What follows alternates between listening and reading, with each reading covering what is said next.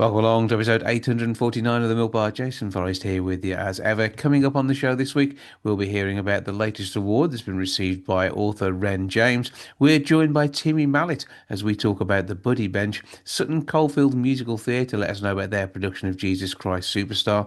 Sean Alexander will be along to update us on his show, Moments in Time at the Grand Theatre. And we catch up with Rochelle Humes from the Saturdays as we talk about the campaign they're running with Young Minds and M&S. That's all on the way on the show this week. Welcome to the Milk Bar. Welcome to the Milk Bar. Welcome to the Milk Bar. Welcome to the Milk Bar. Welcome to the Milk Bar. Now, when it comes to magic, the world of theatre is where it was really born for the big public displays. Somebody who's going to be able to share moments in time with you on the 8th of October is Sean Alexander, who's with me now. How are you doing, sir? I'm very good, thank you. How are you? All good here. And as we sit and chat, I see a man in an office with large numbers of boxes of bits and pieces behind him. And this, I'm going to guess, is part of your magical world, because when you are a magician, you have an awful lot of gear. An awful lot of gear. Yes, or some of my magic library behind me, but yes, a lot of magic gear, like a warehouse full of gear.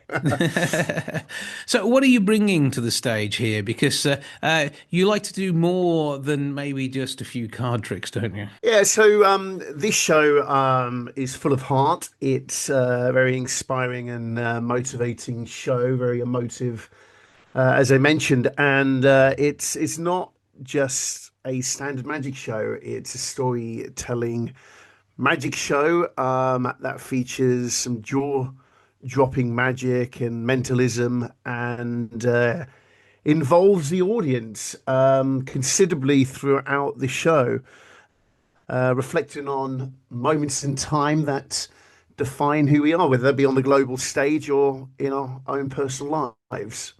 But you use the phrase somewhat, as a mentalist. I mean, you are the Confusionist, aren't you? I am the Confusionist.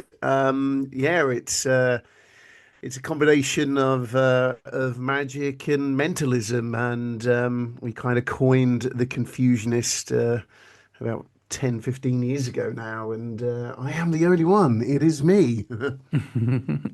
And I think when it comes down to the world of mystery and illusion, this is something that we all enjoy trying to work out how you did it. But the audience is going to be amazed, but they're not going to work this out, are they? No, I mean that's part of the fun of it, and just creating incredible moments of wonder and magic and joy, and that people just, they talk about. I mean, I get messages all the time. I mean, we're in the middle of the tour at the moment, and on Friday night I've just been inundated with comments and messages on social media of just how blown away people are. And I mean, that fills me with so much joy, because it's that's the point. Not only to amaze people, but to kind of really touch them in a way that most magic shows can't. And a chance to be amazed, be enthralled, and go away with just that little bit of a confusion around the blurring of reality and what's happened before their eyes on that night. Yeah, absolutely. Yeah, well, you summed it up. Exactly that. Well, obviously, I mean, you've got a number of celebrity fans, as well as, of course, the audiences who adore what you do when you are out and about. And it must be nice when you are working with, some of the big names, I mean, royalties as well as celebrity. When it comes, it's always probably good to have those moments with them and leave them just as confused, particularly as they are often, the stooges in many a magic trick like this. So, when they leave one of your shows or have been part of an experience with you, it's even more special, isn't it? It is. Yeah, I mean, the royal family, or members of the royal family, attended this show in Edinburgh. I was completely blown away, and I mean, they were so lovely. His Royal Highnesses, or their Royal Highnesses, I should say, Prince Edward and Sophie. I mean, they came to the show out of 3,500 shows that they could have gone to at the Edinburgh Fringe. they decided to come to mine, and it was an incredible and very surreal moment. And they were very lovely, very complimentary. Really enjoyed the show, and yeah, it was really talking about it that they came to the show. This is something that we can experience at the Grand Theatre. It takes place on the 8th of October. A moment in time is what you're looking for. grandtheatre.co.uk to get your tickets, or you can give the box office a call on 01902 429212. But people can also get a flavour of your work through your socials, can't they? Yeah, we're currently touring at the moment, and yeah, there's loads of videos and clips and quotes and little insights into the show and the tour on the socials at the Confusionist. So that's across Facebook and Instagram. Check out those details, check out the man himself and the magic they will bring to the stage at the Grand Theatre on the 8th of October. Get your tickets, get along, get ready to be amazed, confused, but most importantly, entertained with a brilliant night of magic as you've never seen it before. Sean Alexander, thank you for joining us. Thank you.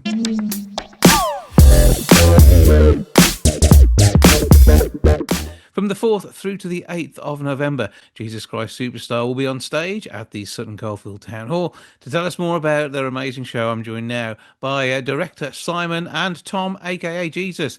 Hello to you both. Hi. So obviously you want to approach with joy, fun, and of course the knowledge that you're taking on a challenge, but one that people will be looking forward to you rising to. Yeah, it's an amazing challenge. It really is. It's a fabulous show. Sung all the way through with some fantastic rock numbers, with some really high energy dance choreography as well. So yeah, it's a big challenge, but we're certainly loving it at the moment. Now, is this the first time Sutton Coldfield Musical Theatre Company have done this one? I think it was done quite a few years ago. Not quite sure how long ago. It was certainly before my time at the company, but yeah, this is the first time for a while. So a lot of the members do remember doing it previously, and were quite excited when we said we were going to do it again. Because it's an interesting one to direct as well, isn't it? Because you've got a cast who will know the show, but it's got to have your take on it and your stamp on it. Yes, certainly, and that was something that I was really keen on. Just to try and get my own stamp on it, because it's a very well known show. Obviously, a very well known story. But yeah, I wanted to introduce a few little tweaks of my own. So hopefully, I've done that, and hopefully, it'll go down well with the audience. And Tom, what's it like for you playing the son of a deity and approaching this with obviously with respect, but also with the humour and everything else that's in there. You got everything, haven't you? You got humour, power, the fact that there's oppression, there's danger. It's all there. Yeah, absolutely. Challenging is the only word I can really say. We go from the highest highs to the lowest lows with Jesus' story. So it's quite interesting to see and actually portray that. It takes so much energy to actually do it. So yeah, absolutely love it. It's challenging, but yeah, loving the process so far. And is the beard something you've added for the show, or is it? That just comes naturally. No, it's quite too long now, but I'll be shaving it in the next couple of days, ready to grow it out to a nice length afterwards. So you've got to prepare yourself for this one. But with the way the rest of the cast come together, I mean, there's some serious interactions here, and it's going to be, as we said, a challenge for everyone to rise to how well these are written, the wonderful songs that are there. But you're all ready for it, aren't you? Yeah, we certainly are. It's a huge ensemble piece. I think a lot of people were quite taken aback when we started the rehearsal process, how much everybody is on stage and how much everyone's got to learn all the dance numbers, all of the songs. So even the ensemble, they're on nearly all of the time. So yeah, there's going to be a lot of bodies on that stage at the town hall. And it's obviously been recently on a professional tour. We regularly see this in the world of amateur dramatics and amateur musical theatre. And, I think this means that it's a show that people do want to keep coming back to as well. I mean, the songs themselves, they basically are just made to be thoroughly enjoyed, listened to, but equally to sort of have that moving moment for many of them too. Yeah, certainly with him, when he sings Gethsemane. It's not a dry eye in the house. It's absolutely fantastic. So it's certainly something to come along and look out for. Highlight of the show. And Tom, how do you feel about upsetting your audience? I feel good about it. It's quite challenging to come across the emotions, especially in songs like Gethsemane, and the emotional arc that Jesus goes through in the story from the beginning. You know, being this ethereal person, right down from when he's being beaten and bruised, is quite. Hopefully, like Simon says, it won't be a dry eye in the theatre, but we shall see. It's difficult, but I'm up for the challenge. And tell us a bit about your co-stars, because you've got quite a gang, including those who have to betray you. What to say about the co-stars? Yeah, all equally is amazing. Simon's probably best placed to talk about them. Being Jesus and being somebody on my own, I have a lot of songs I need to focus on, so not a lot of duets. But Simon can tell you all about it. Yeah, certainly. I'm super proud of the cast.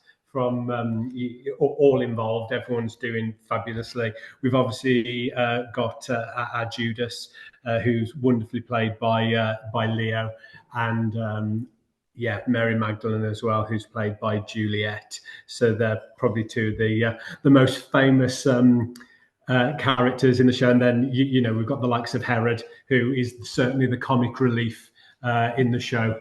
That's certainly when the laughs start, when Herod comes on halfway through the second act. But I mean, it has got everything. I mean, we know the story, we know the songs. We don't know quite how it'll be performed, because the direction will take it in its own way. And of course, sets and staging are important on this show as well. But equally, they can be important even if you go without. So, which angle have you taken? Have you got big sets, or are we going minimalistic with those sort of indicators of what's going on? Yeah, it is quite minimalistic. I've got very basic stepped staging, so not a huge amount of steps, but some blocks just to give a little bit of dynamic to the setting. But the main setting comes from a full LED screen at the back of the stage, so that'll be depicting the settings throughout the narrative. So that's the main staging that we've got. So looking forward to see how that comes about. Well, it's quite a big journey to take everybody on in the audience as they hear the story, hear the songs, and of course follow everything that this story brings to the stage. I wish you every success with it. Break a leg, and we look forward to you guys being on stage. How do people grab tickets? Yeah, okay. So we're on at the Sutton Coldfield Town Hall from the 4th to the 8th of November, and tickets can be found from the Sutton Coldfield Town Hall website, or they can call 0121 296 9543. So grab your tickets, get yourself along, and be part of what will be an amazing experience. And telling the story, singing the songs, but most importantly, inspiring audiences to tears at times. And that's all Tom's for. Simon, Tom, thank you both for joining us. Have a great time with it from Sutton Coldfield Musical Theatre Company. And we look forward to hearing about your next production in the not too distant future. That's great. Thanks for having us. Thanks, Jason.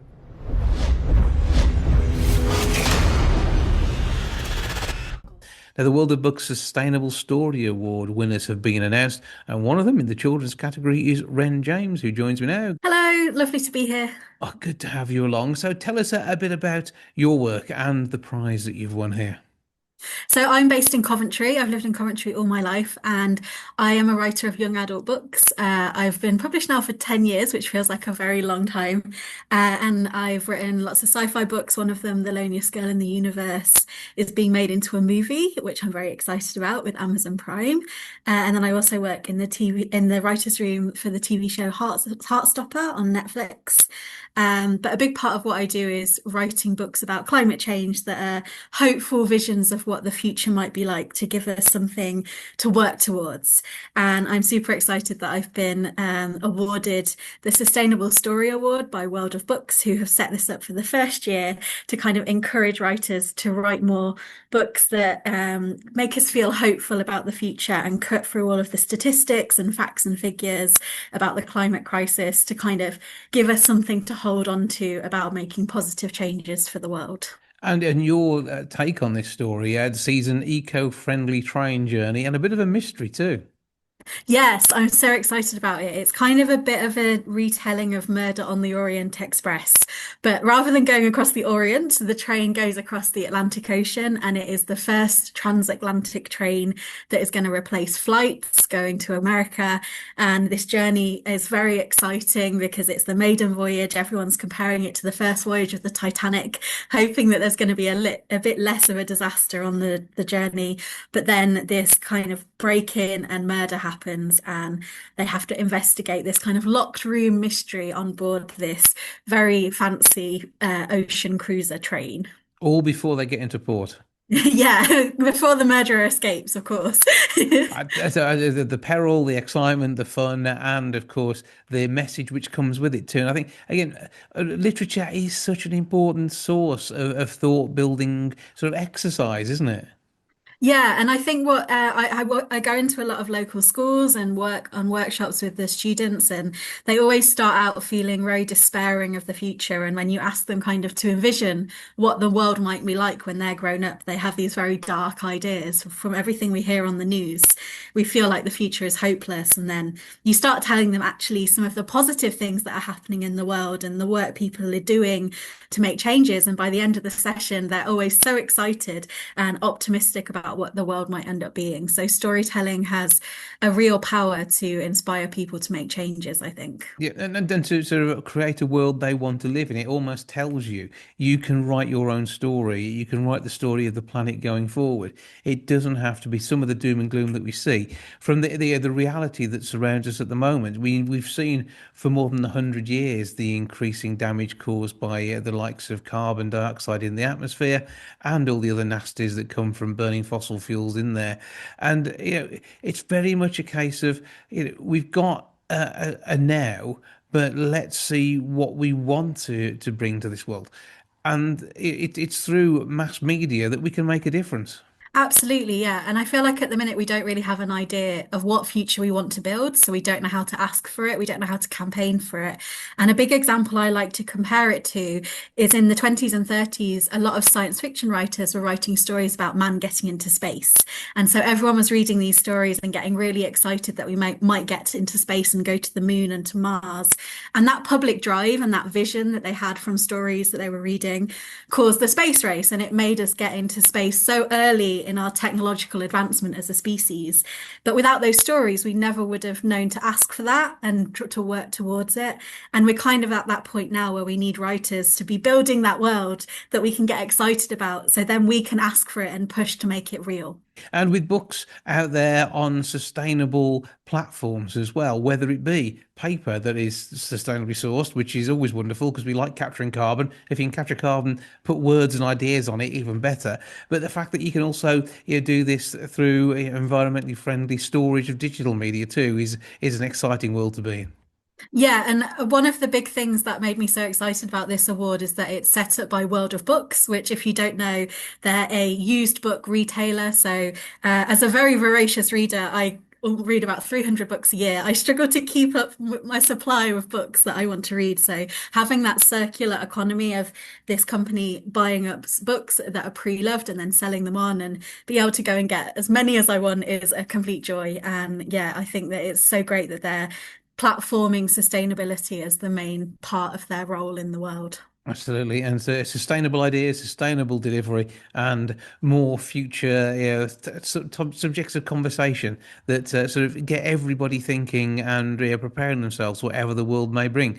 And you're of an age now where I think you're able to put context to it as well. And I think that context that you're bringing after a decade of writing is going to help to sort of expand minds further when the next generation below you starts to come through having lived on your work. Totally, yeah. And it feels kind of scary to me having learnt about like global warming in year six when I was 11 and being told the solution is to make solar panels and wind turbines. And I remember thinking like, that's definitely going to have happened by the time I grow up. That will have all been solved. And then growing up and now being 33 and not really feeling like anything has changed, it's kind of a bit scary. And so I think the more we can actually talk about it and like get the ball rolling and make things happen. Hopefully by the time the next generation grows up, they won't also be like, why have we not done this yet? We can find out more about what's going on with World of Books at worldofbooks.com, including, of course, picking up some pre-loved work to share and enjoy with our friends and family. Stick them as a place to go for your Christmas list as well. That could well work out. But where can we go to find out more about your writing? You can look me up. My name is Wren James. I've published loads of books. My most popular one is called The Quiet at the End of the World, which is about the last two humans born before humanity goes extinct. I've also got a book about a girl trapped alone on a spaceship called The Loneliest Girl in the Universe. But loads of books that will be anywhere that good books are sold, including World of Books. Exactly. It's quite exciting to know that somebody's read it, enjoyed it, passed it on, and it's now back in the World of Books catalogue. Yeah, it's amazing, especially when I find one of my own books and it's got like a signature in from 10 years ago and I get to see the own history of how it's changed. It's a joy when this sort of thing happens, and again, it's another a sign of the fact that people are loving your work because it is going around again and being enjoyed for a second time. Well, winner in the children's category for the World of Books Prize, Wren James. Thank you for joining us. Thank you so much for having me. Now, when it comes to having conversations around mental health, men are absolutely awful at it. Somebody who will make sure you get talking is Timmy Mallet, who joins me now. How are you doing, sir? Fitting well. Lovely to be with you, Jason. God bless you. So there's a campaign here, and you wouldn't necessarily expect you and your mallet to be along having a conversation about mental health. But the joy that you've put into people's lives over, decades now, is all part of, keeping everybody smiling. Well, I hope so. That's a general idea, Jason, because, smiling is a good thing to do. Actually, this came about through my cycling. I love my long distance cycling. And as you know, I've cycled around the whole coast of Britain and of Ireland. And one of the things I love on my bike rides is stopping. Stopping for a chat. Somebody will call out my name and I always stop. Or I come around the corner, I see a view I want to paint, and I will get the watercolors out and do a painting on the back of the bike, either on the pannier or maybe it'll be sitting on a park bench. And there's been a lovely survey done. I love the way surveys are done on these things about how many conversations happen on benches. Now, I was surprised at this, but they reckon somewhere in the region of 5 or 6 conversations a day on the average of every bench. Well, if that's the case, if you were to have 100 buddy benches around the country, you could expect somewhere in the region of 200,000 to 250,000 conversations a year. And that's an awful lot of chatter and a lot of blather. And that actually is quite exciting. So I was thrilled to bits to hear that my friends at Men's Sheds are doing just that, putting 100 buddy benches around Britain. You'll be aware of Men's Sheds, Jason. I think I need to know more, because I do know that they're working alongside Diageo's responsible drinking platform, Drink IQ, as well. And this is where you get the men involved, because drinking seems to be a habit as well. But no, tell me more about this shed situation. Well, they're an organisation that's been around for a few years now, but they are a little bit like the repair shop, where blokes get together and make or fix or repurpose things. So making things, you get a bit of old furniture that needs resurfacing, or perhaps you discover something in your loft, and think, what do I do with this? I don't want it anymore. It's either skipped or taken to the charity shop or eBayed, or maybe you could repurpose it. Or maybe you just want to make something. And this creativity is something that's inherent, I think, in all of us. We've all got a sense of it. It's just different abilities give us different chances to actually do it. But I went along to see my local Men's Shed to see them making one of these buddy benches. It was a massive big lump of oak. I mean, this bench is going to last 200 or 300 years. And it's like, wow, that's impressive. And what can we do with it to make it an individual thing and carve an inscription on it or create something around it. And then I started thinking, I wonder what else you could add. I wonder if you could do a bench with cones on it or things that floated around, or maybe some wheels or a bit of color, or maybe something that would rattle and make some noise and have a conversation. And we ended up making something which you'll see on the video is I called it Dame Judy Bench. Well, if you're going to name a bench after anyone, I think an absolute icon and national treasure. I mean, you are yourself a national treasure as well. And I mean, could we find you on a bench, maybe doing a bit of watercolor painting, which might start a conversation? Well, it does. I mean, I've always thought that benches were more private places. That if you were looking for somewhere to have your lunch and a sandwich, you if you see somebody on a bench, you'd go on to the next one to not disturb them. But sometimes actually opening a conversation can lead to all sorts of things. So when if I stop and say, right, I'm going to paint a picture, it's not uncommon at all for people to stop and see, what are you doing? Like the color of your bike, like what, I'm intrigued by what I'm seeing. So a conversation happens. The whole sort of get together is there to help mental health, also to talk about alcohol consumption too, and that's where Diageo come in with their drinking platform, Drink IQ. Yeah, obviously Men's Shed's doing their bit, even making the benches that people are sitting on. But the project is shining a light on alcohol consumption. About 4 in 10 men aged 55 through 74 drinking above safe limits, and this can often be linked to mental health strains around things like bereavement, retirement, life changes, and again, these sort of conversations you might end up talking to a stranger about something you weren't planning to, and would find it difficult to talk to one of your friends about. That's too encompassing, actually, Jason. I think your friendship groups are absolutely vital. I think they're just vital for everything that we do. So, as your kids grow up, they end up saying, thanks very much. I'll come back when I need some cash. And off they go and set their own lives going. And, if you are left on your own through bereavement or divorce, I mean, that can be quite a challenging thing. And it is said that blokes of a certain age can be more liable to reach for a glass. So getting out and doing something can lead to moderating your alcohol. Yeah, okay, but I think there's more to it than this. I think it's also about curiosity and our interest in how things work.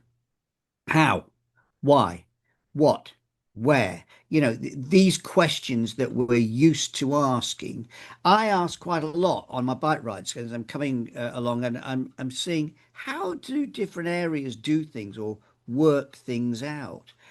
And I think it's quite intriguing. If we look at modern inventions, AI comes to mind. You can rest assured that came about through general conversation. There will have been a discussion.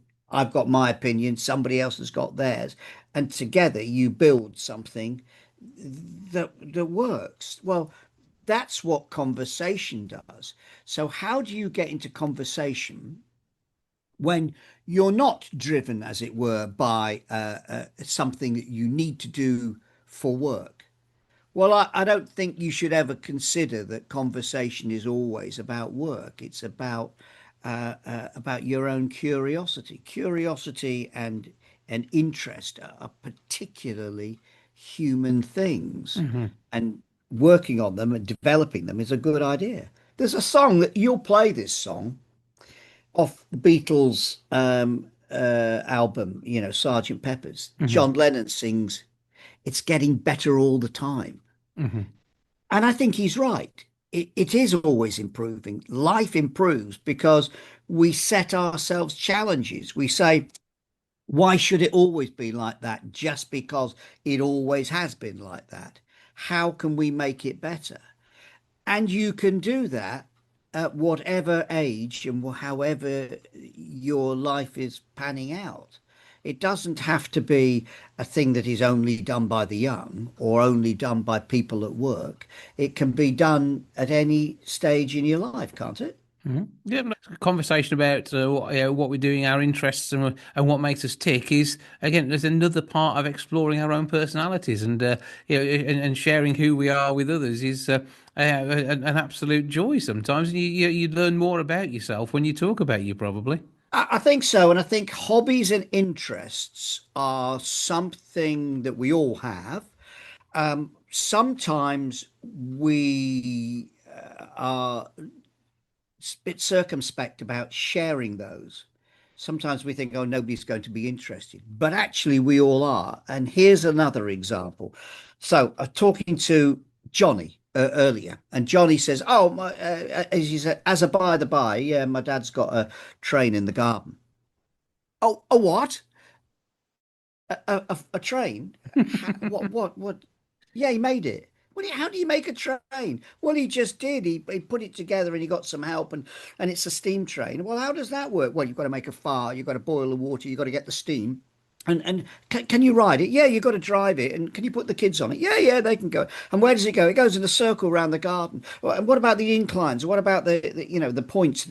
And suddenly there's a lot of conversation happening. And I'm going, I must go to Trowbridge. I've got to go and see this train in somebody's garden.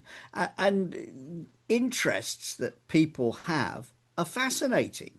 And men's sheds give us the chance, in a sense, to expand that interest that we have in making things, repurposing them, fixing stuff, making the world a better place.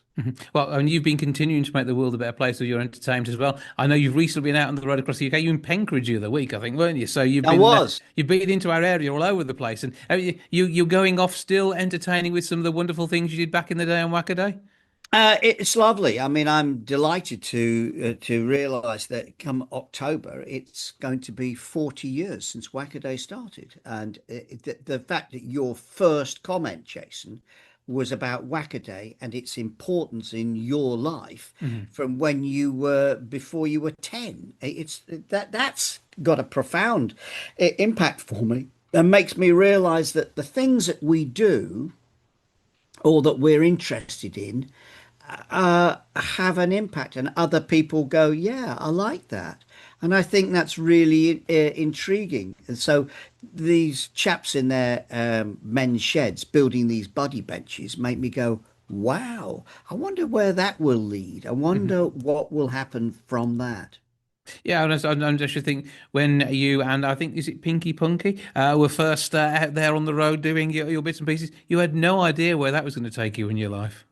No, I didn't. And, there's the mallet today, and there's Pinky Punky behind me as well. And I'm going, yeah, 40 years ago, Roland Rat left on the Friday, and on Monday we had a show to make. So we've got to get something together over the weekend and make it happen. And I've got an idea, he's got an idea, somebody else has got an idea. Let's stick them all together and see which one works. So through again coming together, creativity, having those conversations, and we are talking about it 40 years on. Isn't that lovely? That's quite something, isn't it? To think that the little thing that we thought might last for, a couple of weeks has had an impact down the line 40 years later. That is incredible. And I am deeply honoured and moved. And I'm deeply honoured to have spoken to you. But let's continue the conversation with Buddy Benches. Where can people go to find out more about where they can take a seat and be part of one of those 200,000 conversations that are going to take place this year? Probably the best place to start would be Drink IQ shoulder to shoulder. If you type in Drink IQ and then shoulder to shoulder, that'll bring up the website and the page about it. There's some great photos in there of Dame Judy Bench, and there's the video that I made putting this together.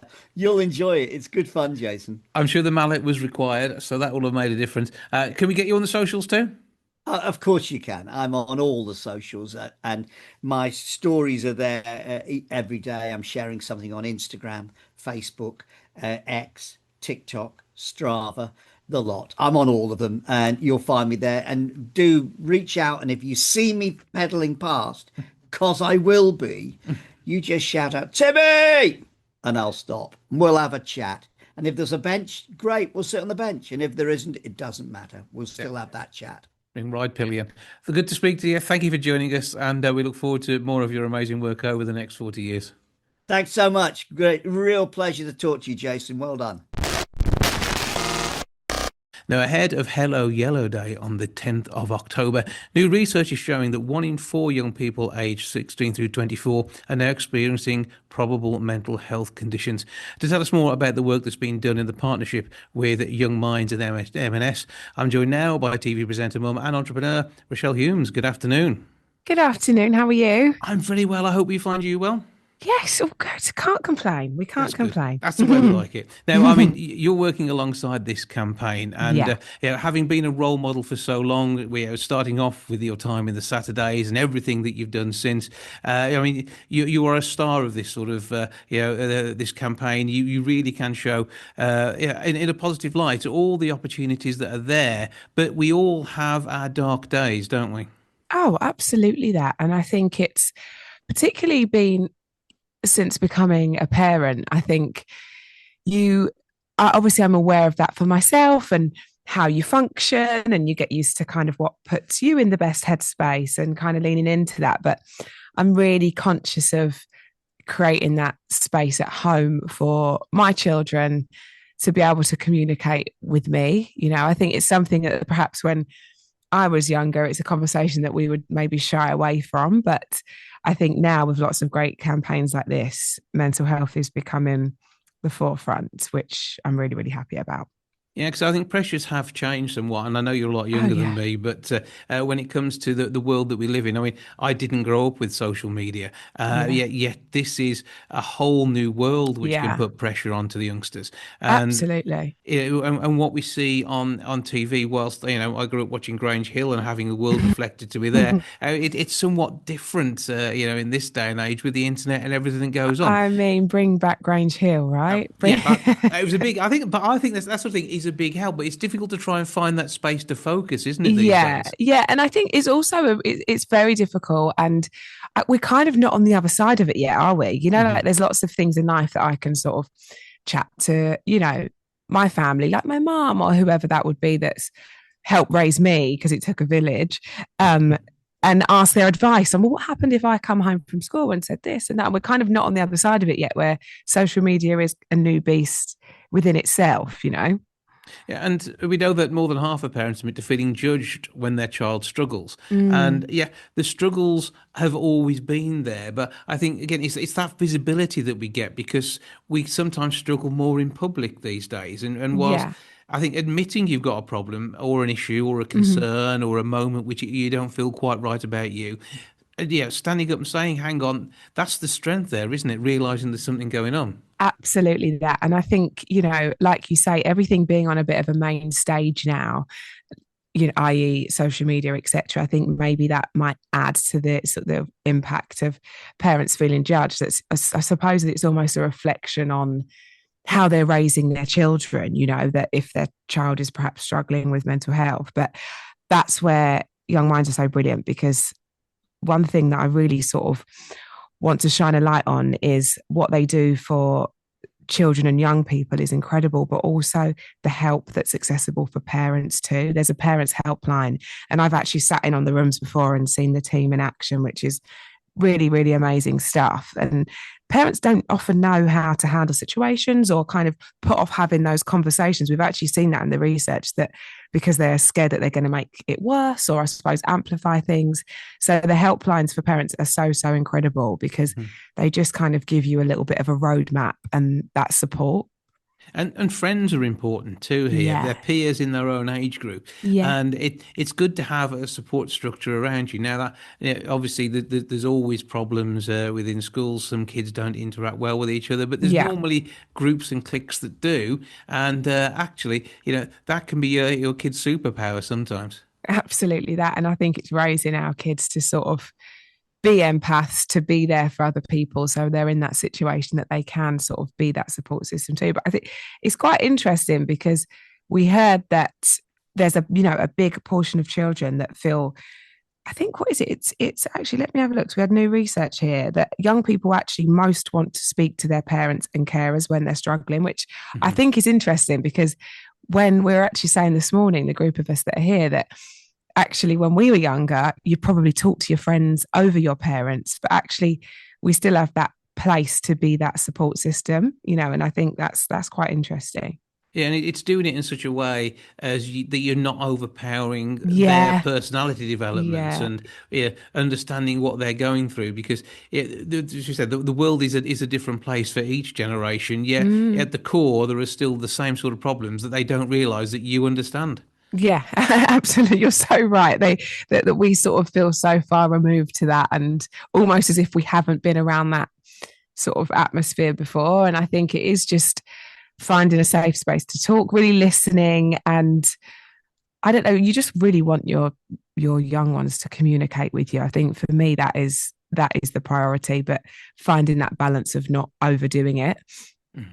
Being there, being available, it not being too much trouble. We all have busy lives, so it's making sure that you always want to put in the diary some family time, which is where you sit down and can have a chat. And that's why if everyone's sitting around the table for a meal can be a good time for that. Yeah. Do you know what I find really good as well? The school run. Like having them in the car and just that kind of little sort of safe space of everyone goes a little bit quiet, don't they? When I suppose they were so overstimulated all day at school, and then it's just those little check-ins or bath time, just something where no one can really go anywhere or there isn't much distraction. I find that quite helpful. And Hello Yellow Day, as you say, is on the 10th of October. That's Have right. you got anything marking that one?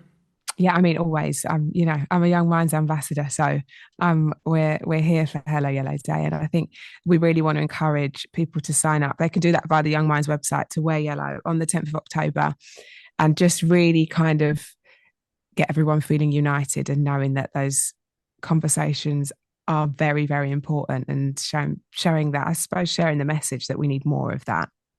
Yellow being a sign of friendship, it's colour of joy, and something to brighten our world, particularly during a dull, dark. We need October. it, don't we? We it's need essential, it, isn't it?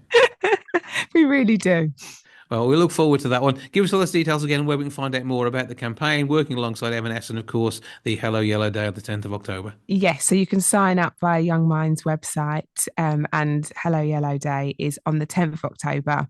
And just encouraging people to start more of these conversations and let young people know they're not alone with their mental health. That's the most important thing. And you'll be sharing things on your socials too, won't yes, you? So yes, where do we find you? Absolutely. Just my name, Rochelle Humes. Quite basic, really. Just the job every time. But lovely to catch up with you. Thanks for having a chat. Have a brilliant Hello Yellow Day, and we're expecting a glorious outfit from you and all the family for that. There we go. Thank you. Rochelle Humes, thanks for joining us. That's all for this week. Thank you so much for joining me. Back with episode 850 next week. And the plan is it's going to be a special from Paradisa, the amazing zoo in Belgium, billed as the best in Europe and an absolute treat. There'll be pandas and all sorts next week. I'll see you then. Ta-ra for now. Goodbye from the milk bar.